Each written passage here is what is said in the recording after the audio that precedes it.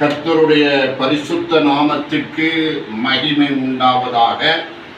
இந்த நாளிலும் கூட நாம் தியானத்துக்காக எடுத்துக்கொள்ளப்பட்ட வேத வசனம் மாற்கு சுவிசேஷம் 5ஆம் அதிகாரம்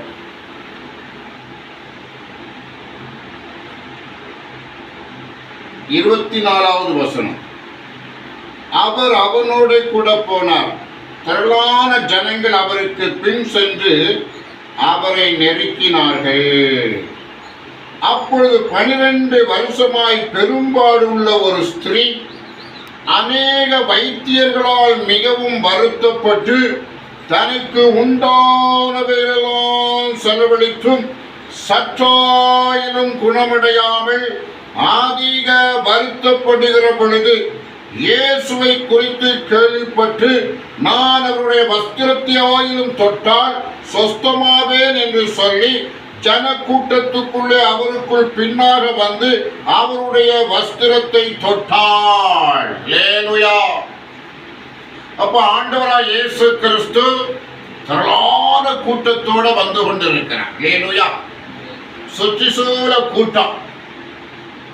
ஆனா இந்த சம்பவம் ஆண்டவர் வந்து கொண்டிருக்கிற பொழுது ஒரு வீட்டுக்குள் இருந்த ஒரு ஸ்திரீயானவள், அவளை குறித்து வேதம் சொல்லுகிறது, 12 வருஷமாய் பெரும்பாடுள்ள ஒரு ஸ்திரீ. அவள் வியாதி 12 வருஷமாய் வியாதி உள்ளவளாய் காணப்பட்டார். பெரும்பாடுள்ள ஒரு ஸ்திரீ 12 வருஷமா தாக்கு பிடிச்சிருக்காள். அல்லேலூயா. 1 வருஷம் இல்ல, 2 வருஷம் இல்ல, அந்த வியாதியில 12 வருடமாக உபத்திரப்பட்ட ஒரு சகோதரி, ஒரு ஸ்திரீயானவள் அந்த ஊரில் இருந்திருக்கிறாள். அல்லேலூயா. கர்த்தருடைய கிருபை, அவள் ஜீவனோடு இருப்பது கர்த்தருடைய கிருபை.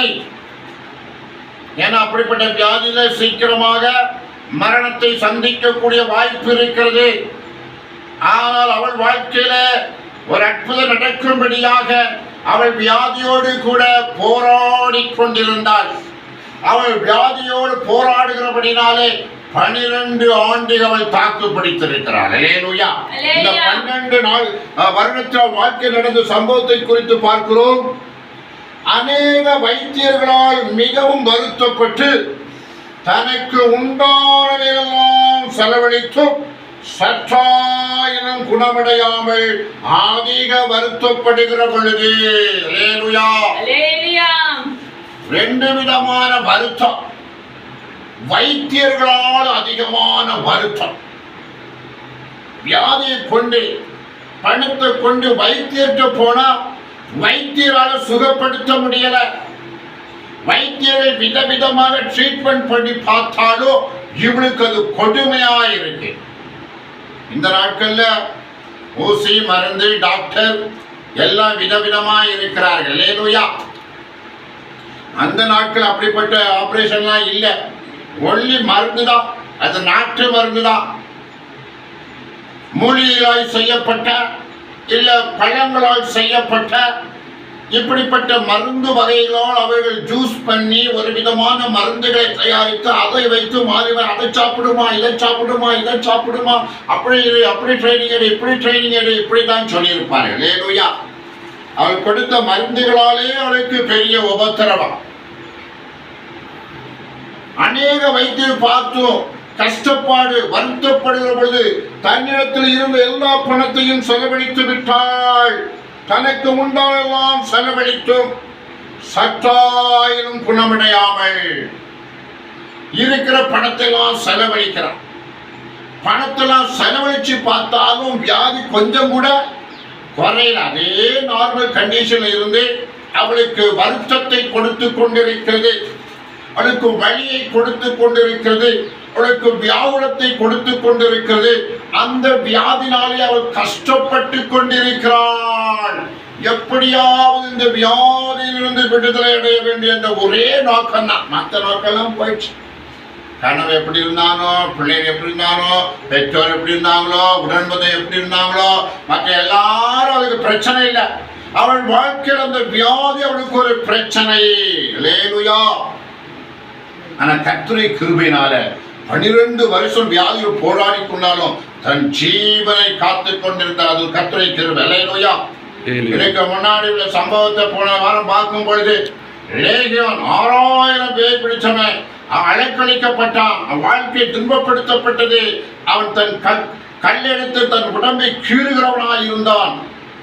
சங்கிலியால் கட்ட முடியல, எல்லாம் தூத்துருவான். அப்படி தன்னைத்தானே காயப்படுத்தி ஒரு விதமான கொடுமையான வாழ்க்கைக்குள் கிடந்தான். ஆனால் அவன் ஜீவன் போகவில்லை. அல்லேலூயா. அதே மாதிரிதான் இந்த ஸ்திரீயானவள் 12 வருஷம் வியாதியோடு போராடி கொண்டிருக்கிறாள். ஆனா ஜீவனோடு இருக்கிறாள். ஆனா போராடி கொண்டிருக்கிற வாழ்க்கையில் ஒரு மாற்றம் இல்லை. அவள் எவ்வளவு பணம் செலவழித்தாலும் சற்றாயிலும் குணமடையவில்லை. அல்லேலூயா. கொஞ்சம் கூட ஆனா ஒரு தீர்மானம் எடுத்தாள். அல்லேலூயா. இயேசு கிறிஸ்துவை குறித்து கேள்விப்பட்டு நான் அவருடைய வஸ்திரத்தையும் தொட்டால் சுத்தமாவேன் என்று சொல்லி. அல்லேலூயா. இப்ப இயேசு கிறிஸ்துவை குறித்து அவள் கேள்விப்படுகிறாள். என்ன கேள்விப்பட்டிருப்பா? இயேசு கிறிஸ்து வியாதிகளை சுகப்படுத்துகிறார். இயேசு கிறிஸ்து அசுத்த ஆவிகளை துரத்துகிறார். அல்லேலூயா. முதல்ல அசுத்த ஆவிகளை துரத்துகிறார். அடுத்து வியாதிஸ்தர்களை சுகப்படுத்துகிறார். 2 காரியம் ஆண்டவர் செய்து வருகிறார். நிறைய சாட்சியை கேட்டார். அல்லேலூயா. எபிரேயர் 11ஆம் அதிகாரத்தை வாசித்து பார்த்தால் இவ்வளவு திரளான சாட்சிகள் இருக்கையிலே, அல்லேலூயா, திரளான அற்புதங்களை ஆண்டவர் செய்திருக்கிறார். அந்த அற்புதமான காரியத்தை, இயேசுவை செய்த அற்புதங்களை குறித்து அவள் கேள்விப்பட்டு அவளுக்குள்ள நல்ல நம்பிக்கை வந்தது. அல்லேலூயா. அந்த நம்பிக்கையில் அவளுக்கு விசுவாசம் பிறந்தது. அல்லேலூயா. விசுவாசம் அவளுக்குள் கடந்து வந்தது. அவள் தீர்மானம் எடுத்தாள். நான் இயேசுவை சந்திக்க போவேன். அவர் வஸ்திரத்தின் ஓரத்தை தொட்டாவது எனக்கு என்ன கிடைக்கும்? சுகம் கிடைக்கும். அல்லேலூயா. என் வியாதியை குறித்து நான் எப்படி ஆண்கள் மத்தியில் எப்படி போய் என் வியாதியை எப்படி சொல்லி நான் எப்படி சுகத்தை பெற்றுக் கொள்வேன்? 2வது பிரச்சனை. ஒரு வியாதி ஒரு பிரச்சனை. ஆண்கள் சமுதாயத்தில் ஆண்டவர்கிட்ட போய் நின்று என் வியாதியை சொல்லி நான் எப்படி சுகத்தை பெற்றுக் கொள்வேன்? அது 2வது ஒரு பிரச்சனையாக அவளுக்கு காணப்பட்டது. அல்லேலூயா. அதனால் அவள் இன்னொரு தீர்மானம் எடுக்கிறாள்.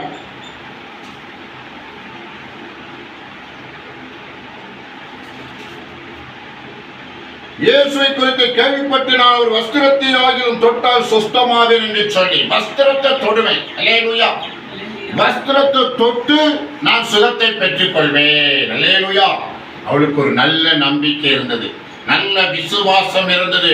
அவள் சரியாக கேட்டுவிட்டாள். இயேசு கிறிஸ்துவிட்ட போன யாரும் சொஸ்தமடைகிறார்கள். இயேசு யாரெல்லாம் தொடுறாரோ அவங்களாம் சொஸ்தமடைகிறாங்க. இயேசு கிறிஸ்துவை தொட்டவங்கெல்லாம் சொஸ்தமடைகிறாங்க. நான் போய் இயேசுவின் வஸ்திரத்தின் ஓரத்தை தொட்டுருவேன். தொட்டா எனக்கு என்ன கிடைக்கும்? சுகம் கிடைக்கும் என்று ஒரு தீர்மானம் பண்ணி அவள் தெருவுக்குள் வருகிறாள். அல்லேலூயா. இயேசு இருந்த கூட்டத்துக்குள் வருகிறாள். ஜன கூட்டத்துக்குள்ளே அவருக்கு பின்னாக வந்து அவருடைய வஸ்திரத்தை தொட்டாள். அல்லேலூயா. தொட்டாச்சு. தைரியமா வீட்டை விட்டு வெளியே வந்தா, கூட்டத்தை பார்த்தா, நேர ஆண்டவர் பின்னால போனா வஸ்திரத்தை தொட்டாள். அல்லேலூயா. அங்கே நடந்த சம்பவத்தை பார்க்கிறோம். உடனே அவருடைய உதரத்தின் ஊரல் நின்று போயிற்று. அந்த வேதனை நீங்க ஆரோக்கியம் அடைந்ததை அவள் தன் சரீரத்தில் உணர்ந்தாள். அல்லேலூயா. உடனே ஆண்டவராகிய இயேசு கிறிஸ்துவ வஸ்திரத்தின் ஓரத்தை தொட்ட உடனே அவளுக்கு சுகம் கிடைத்ததை அவள் உணர்ந்து கொண்டாள். அல்லேலூயா. அந்த வியாதியினுடைய தன்மை அவளுக்குத்தான் தெரியும். அந்த வியாதி எப்படி உற்பத்தி ஆகிறது, அது எப்படிப்பட்ட வேதனையை கொடுக்கிறது என்பது அவளுக்கு தெரியும். உதரத்தின் ஊரல் நின்று போயிற்று. அந்த வேதனை நீங்க ஆரோக்கியம் அடைந்ததை அவள் தன் சரீரத்தில் உணர்ந்தாள். அல்லேலூயா. அவளுக்கு தெரிஞ்சு போச்சு, நமக்கு என்ன ஆயிற்று? வியாதி சுகமடைந்து விட்டது. வியாதி போய்விட்டது. வியாதி போய்விட்டது என்பதை அவள் ஆணித்தரமாக உணர ஆரம்பித்தாள். அவள் சந்தோஷப்பட்டாள். அல்லேலூயா. என்னடா ஒரு ஆச்சரியமான ஒரு மாற்றம், சரீரத்தின் வியாதி போயிட்டு ஒரு சமாதானம் உண்டாயிற்று, ஒரு ஆரோக்கியம் உண்டாயிற்று என்று அவள் சந்தோஷப்படுகிறாள். உடனே இயேசு தம்மிலிருந்து வல்லமை புறப்பட்டதை தமக்குள் அறிந்து ஜனக்கூட்டத்துக்குள்ளே திரும்பி என் வஸ்திரத்தை தொட்டது யார் என்று கேட்டார். அல்லேலூயா. அப்ப ஆண்டவர் என்ன சொன்னாரு? தனக்குள் இந்த வல்லமை போய் ஒரு சுகத்தை ஒரு பெற்றிருக்கிறார்கள். தனக்கு வல்லமை போயிருக்கு. அந்த வல்லமை என் வஸ்திரத்தை தொட்டது யார், என்னை தொட்டது யார் என்று கேட்கிறார். அல்லேலூயா. இன்னொரு அந்த வசனத்தை வாசிக்கலாம். உடனே இயேசு தம்மிலிருந்து வல்லமை புறப்பட்டதை தமக்குள் அறிந்து ஜனக்கூட்டத்துக்குள்ள திரும்பி என் வஸ்திரத்தை தொட்டது யார் என்று கேட்டார். அல்லேலூயா. அப்ப ஆண்டவர் நல்லா அறிஞ்சுக்கிட்டார். அல்லேலூயா. தனக்குள் இருந்து வல்லமை புறப்பட்டு சென்றதை ஆண்டவராய் இயேசு கிறிஸ்து நன்றாய் அறிந்து கொண்டபடியினால என் வஸ்திரத்தை தொட்டது யார் என்று கூட்டத்தின் நடுவிலே கேட்டார். அல்லேலூயா. அப்ப அங்கே நடந்த சம்பவத்தை பார்க்கிறோம். அவரை சீசர்களை நோக்கி, திரளான ஜனங்கள் உம்மை நெருக்கிக் கொண்டிருக்கிறது நீர் கண்டும் என்னை தொட்டது யார் என்று கேட்கிறீரே என்றார்கள். அல்லேலூயா. ஒரு வித்தியாசமான கேள்வி. அல்லேலூயா. ஆண்டவராய் இயேசு கிறிஸ்து கேட்கிறார், என்ன ஒரு ஆள் தொட்டது, அது யாருன்னு கேட்கிறார். பொதுவா கேட்கிறார். அந்த ஸ்திரீக்கும் கேட்டிருக்கோம், சீசருக்கும் கேட்டிருக்கு, ஜனங்களுக்கும் கேட்டிருக்கு. அப்ப சீசர் மட்டும் தைரியம் என்ன சொல்றாங்க? ஐயா, எல்லாரும் நெருக்கிட்டு இருக்காங்க, எல்லாரும் உங்களை தொட்டுகள் தான் இருக்காங்க, ஒரு ஆள் தொட்டது யார் என்று எப்படி கேட்கிறேன்? அல்லேலூயா. ஆண்டவரை எதிர்த்து தான் அந்த கேள்வி கேட்கிறாங்க. அல்லேலூயா. சரியா? யார் தொட்டது யார் தொட்டதுன்னு கேட்க முடியாது. எல்லாருமே ஆண்டவரை நெருக்கிட்டு தான் இருக்கிறாங்க. அப்போ அவர்கள் தைரியமாய் கேட்கிற பொழுது ஆண்டவர் இல்ல, என்ன தொட்டது ஒருவர் உண்டு என்று கூட்டத்தை பார்த்தார். அல்லேலூயா. கர்த்தருக்கு ஸ்தோத்திரம். Praise the Lord.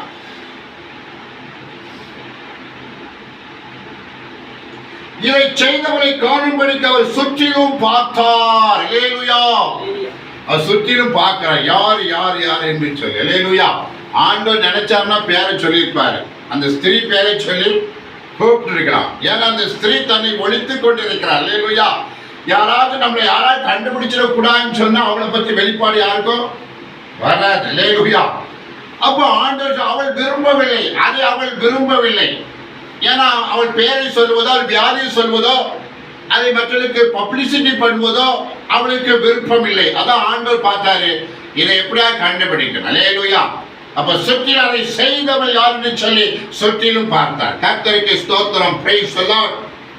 தன்னிடத்தில் சம்பவித்ததை அறிந்த அந்த ஸ்திரியானவள் பயந்து நடுங்கி அவர் முன்பாக வந்து விழுந்து உண்மையெல்லாம் அவருக்கு சொன்னாள். அல்லேலூயா. அப்ப அவளுக்கு தெரிஞ்சிட்டு நம்மளைத்தான் ஆண்டவர் தேடுறாரு. அவள் நடுங்கி பயந்து ஆண்டவர் முன்னாலே வந்து விழுந்துட்டாள். அல்லேலூயா. விழுந்துட்டு அவள் சொல்றா, தன்னுடைய நிலைமையெல்லாம் உண்மையெல்லாம் சொல்லுகிறாள். நான் 12 வருஷமா பெரும்பாலுள்ள ஸ்திரீயா இருந்தேன், அநேக மருத்துவர்கிட்ட போனேன், அவங்களால் எனக்கு சுகம் கொடுக்க முடியல, என் பணமெல்லாம் காலி ஆயிடுச்சு, எனக்கு பணம் செலவழிச்சு சுகம் கிடைக்கல. எப்படி உம்மை குறித்து நான் கேள்விப்பட்டேன், நீ செய்த அற்புதத்தை குறித்து கேள்விப்பட்டேன், உன் வஸ்திரத்தின் ஓரத்தை தொட்டாய் சுகத்தை பெற்றுக்கொள்ள வந்த ஆண்டவரே அப்படின்னு சொல்றார். அல்லேலூயா. உண்மையை சொல்லுகிறார். கர்த்தருக்கு ஸ்தோத்திரம். Praise the Lord. அவர் அவளை பார்த்து, மகளே, உன் விசுவாசம் உன்னை ரட்சித்தது, நீ சமாதானத்தோடே போய் உன் வேதனை நீங்கி சுகமாயிரு என்றார். அல்லேலூயா. உன் வேதனை நீங்கி நீ சுகமாயிரு, உன் விசுவாசம் உன்னை ரட்சித்தது. அல்லேலூயா. உன் விசுவாசம் உன்னை ரட்சித்தது. அப்போ இந்த ரட்சிப்புக்கு காரணம் ஆண்டவர் ஸ்திரியை பார்த்து மெச்சிக்கொள்ளுகிறார். உன் விசுவாசம் உன்னை ரட்சித்தது, உன் வேதனை நீங்கி நீ சுகமாயிரு. அல்லேலூயா. நமக்குள்ள ஆண்டவர் மேல ஒரு விசுவாசம் வர வேண்டும், ஒரு நம்பிக்கை வர வேண்டும்.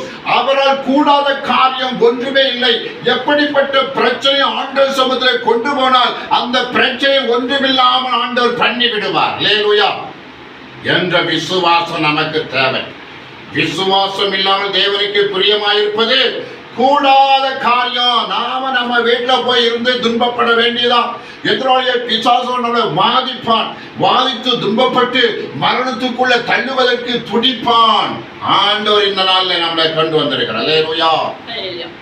தொடர்ந்து வசனத்தை கேட்கணும், தொடர்ந்து தேவ சமூகத்துல இருக்கணும், தொடர்ந்து ஆண்டவருக்கு பிரியமா ஜீவிக்கணும். அப்ப ஆண்டவர் நம்மளை ரட்சிக்கிற தேவனாய் இருக்கிறார். அல்லேலூயா.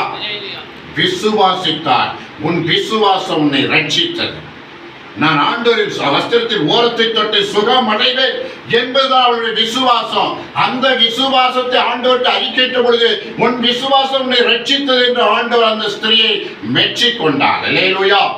அப்போ வாழ்த்தி அனுப்புகிறார், வாழ்த்தி அனுப்புகிறார். உன் வியாதி நீங்கி சுகமாயிரு மகளே. அல்லேலூயா. அப்ப ஏன் ஆண்டவர் அந்த வல்லமை பெறப்பட்டது? அவள் சுகத்தை பெற்றுக் கொண்டால் ஏன் அவள் சாட்சியா சொல்ல வைக்கிறாரு? அப்படி சொன்னாதான் அவனுக்கு உணர்வு இருக்கும். கர்த்தர் செய்த நன்மைகளை நாம் ஆண்டவருக்கு சாட்சியா அறிவிக்க வேண்டும். 4 பேருக்கு மத்தியில தைரியமா சொல்லணும். அப்படி சொன்னாதான் நாம ஆண்டவருடைய பிள்ளையா நிலைத்திருப்போம். இல்லாட்டா கள்ளத்தனமா அற்புதத்தை வாங்கிட்டு கள்ளத்தனமா ஓடுவோம். ஆண்டவர் இயேசு கிடைக்க மாட்டார். அந்த வியாதியும் மறுபடியும் வந்தது. இயேசு இல்லாம வியாதிக்கு சுகம் கிடையாது.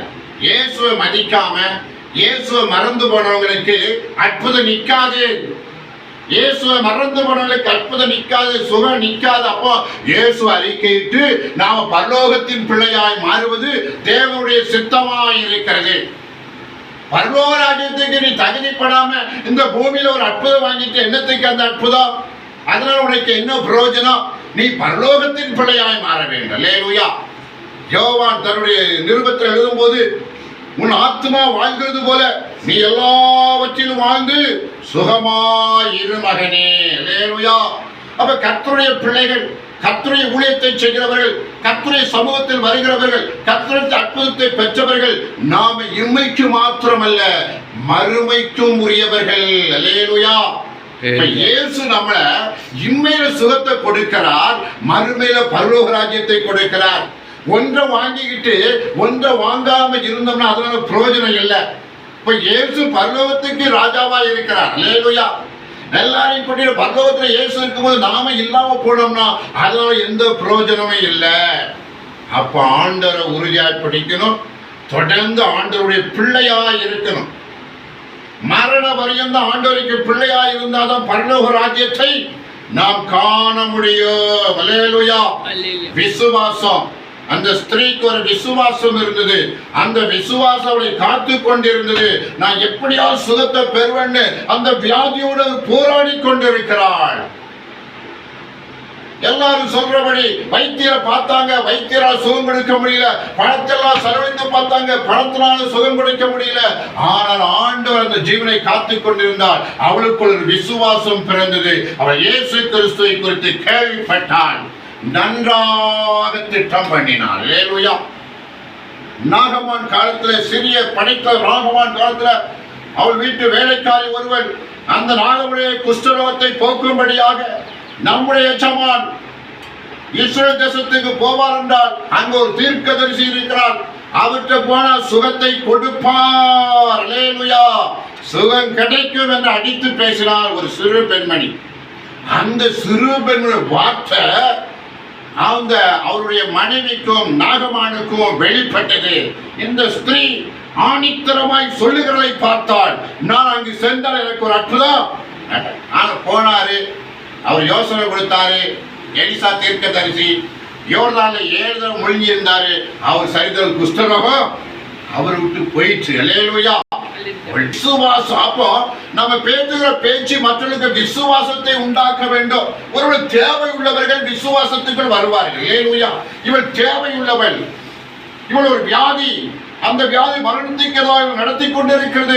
வியாதியோடு இந்த ஸ்திரீ போராடி கொண்டிருக்கிறாள். அதிலிருந்து ஒரு நிரந்தர விடுதலை வேண்டும் என்ற ஒரு தாகத்தோடு, ஒரு எதிர்பார்ப்போடு இருக்கிற அந்த ஸ்திரீக்கு ஆண்டவரை பற்றிய வார்த்தை வரும் பொழுது அவள் கனமாக எடுத்துக்கொண்டாள். அல்லேலூயா. அவள் சீரியஸாக எடுத்துக்கொண்டாள். ஒரு தீர்மானம் எடுத்தாள், இந்த இயேசுவை நான் தொட்டா எனக்கும் சுகம் கிடைக்கும். அல்லேலூயா. நம்முடைய வாழ்க்கையில் நாம இயேசுவை தொடணும். ஏசப்பா சமூகத்துல வரணும், அவருக்கு முன்னால் வந்து சாட்சியா நிக்கிறோம், அவருக்காக ஜீவியம் முழுதும் வாழணும். அப்படிதான் நமக்கு சமாதானம், சந்தோஷம், மகிழ்ச்சி எல்லாம் கிடைக்கும். அல்லேலூயா. நாம் ஆண்டவருக்கு உண்மையா இருந்தா நம்முடைய பிள்ளைகள் நமக்கு உண்மையா இருப்பார்கள். அல்லேலூயா. நீங்க ஆண்டவரை ஏமாத்தினா உங்க பிள்ளைகள் உங்களை ஏமாற்றுவார்கள். அல்லேலூயா. கர்த்தர் தாமே இந்த வசனத்தை ஆசீர்வதித்து பலன் தருவாராக. ஆமென்.